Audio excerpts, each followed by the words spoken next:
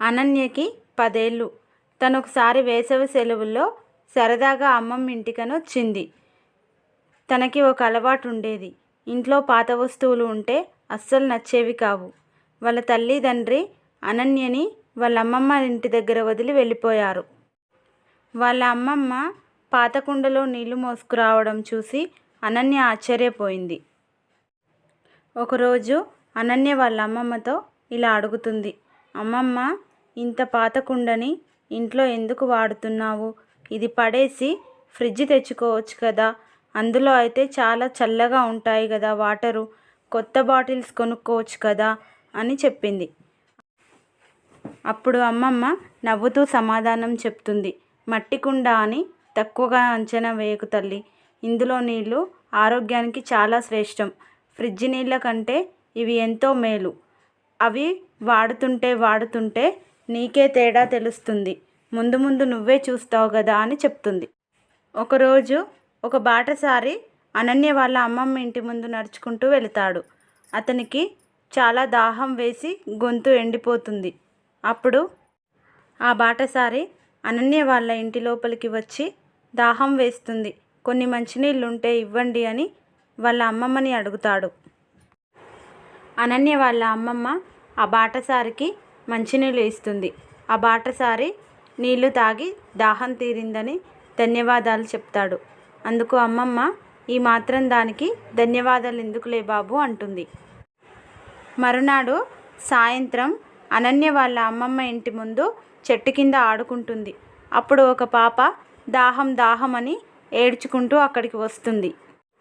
ఆ పాపని తీసుకొని అనన్య లోపలికి వస్తుంది.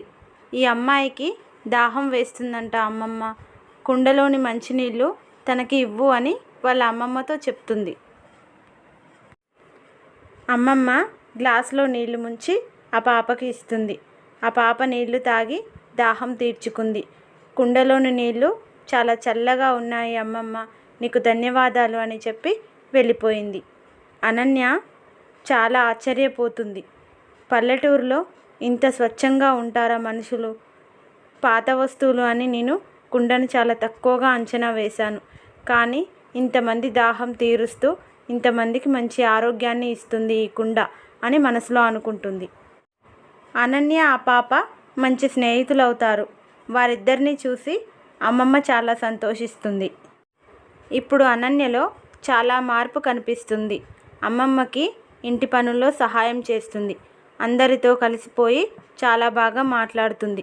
వచ్చిన కొత్తలో అసలు తనకేమీ నచ్చేవి కాదు.